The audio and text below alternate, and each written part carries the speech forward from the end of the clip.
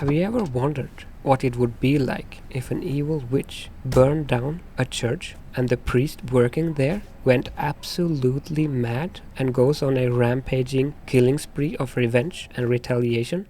Well, welcome to SULFUR. My name is Simon, over here at BiteMind Studios, and this is my review of the video game SULFUR. So what is SULFUR, you might ask? SULFUR is an FPS roguelike action adventure game made in the Unity engine. It is made by the developer and publisher Perfect Random. It was released on Steam into early access on October the 28th, 2024, with a final release date yet to be announced. Right now you can only buy it on Steam for about $25. There have been announcements for a console release, but it's unclear exactly when that is going to happen. So what is SULFUR about?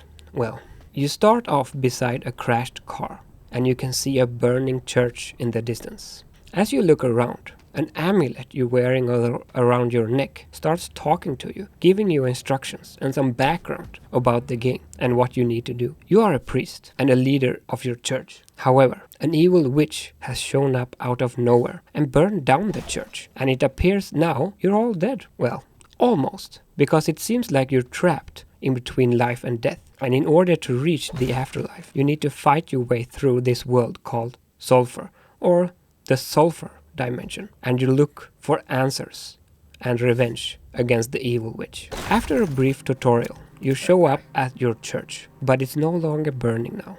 This is your base camp of sorts, and here you will find members of your little congregation that you can speak to for some lore about what's going on. It is a bit confusing because you only get small bits and pieces of the whole story here and there, and you have to piece it together yourself. This is not the only reason for these characters being here at the church, because they also serve as merchants in the game. So, what are we supposed to do now?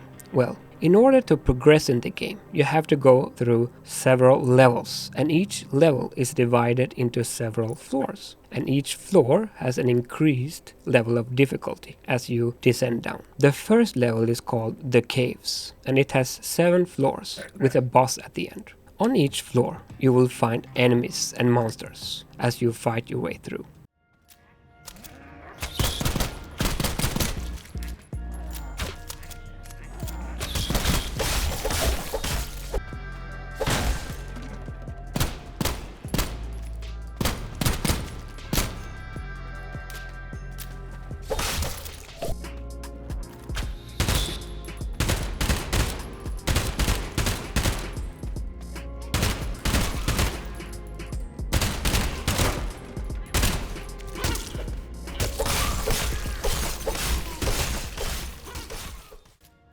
You start off only with 2 basic weapons, a pistol and a sword.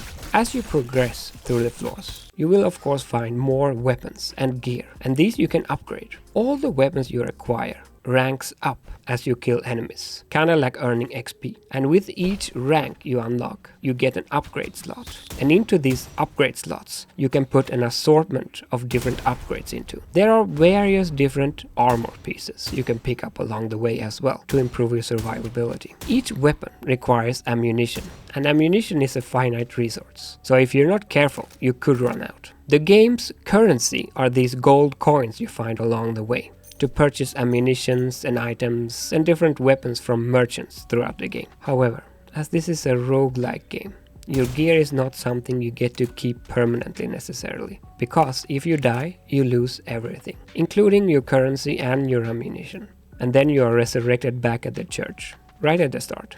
Now, this is not an easy game, especially if you're not used to how roguelikes work, and it might take a few tries before you get the hang of it. So, if you happen to die, you will lose everything you're carrying, and you will also need to start over from the first floor on whichever level you're on. Early on, you will be on the caves level. Alright, so what is the meaning of all of this? First of all, if you take a look around the church, where all the merchant characters are, you will notice that some areas are blocked off.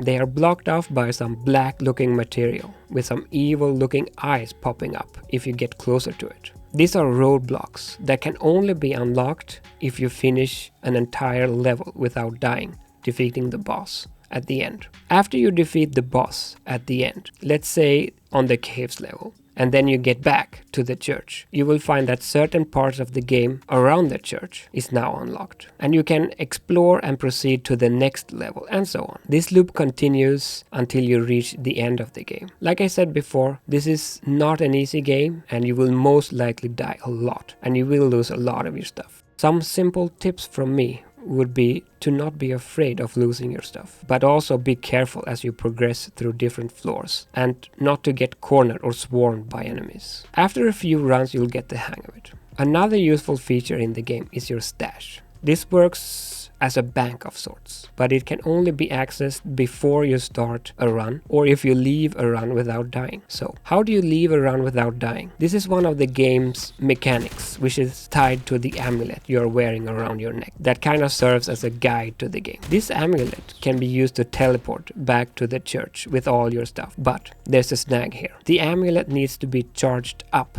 before it can be used, and only then it's a one-time use only before it needs to be charged again. It can only be charged in two ways. One way is to purchase a charge from a merchant. The second is through shrines that you'll find throughout the levels, but they are rare. If you do teleport to the church using your amulet, if you try to go back again, you will have to start from the beginning. So keep that in mind. My suggestion would be to put all your excess equipment and currencies and ammunition in your stash before going back. As mentioned before, this is an FPS game, so you will do a lot of shooting along the way. I think the shooting feels really nice and smooth, and I have nothing to complain about here. There are a lot of different types of weapons, and they can be upgraded and modified in a way that feels satisfying and varied. The performance is mostly fine. I tested the game on an upper mid-range PC, and everything ran perfectly for the most part. The only thing that suffered was when a lot of things happened on the screen at the same time, or if a lot of items, enemy bodies or clutter appears in the same place at the same time. At that point the game could stutter a bit, but so far no crashes. Graphical options are fairly limited. There are only a couple of options to change in the settings menu, such as the resolution and the texture quality. However, there is one option I really like,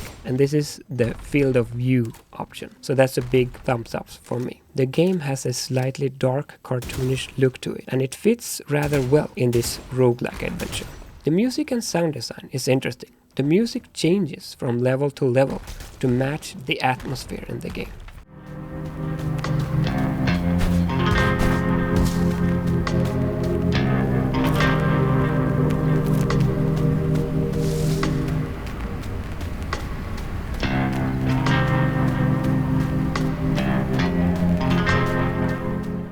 There is no voice acting in the game currently. Instead, all the characters that you meet make these strange noises and grunts, and you have to read about what they have to say. But I feel like the noises is kind of funny.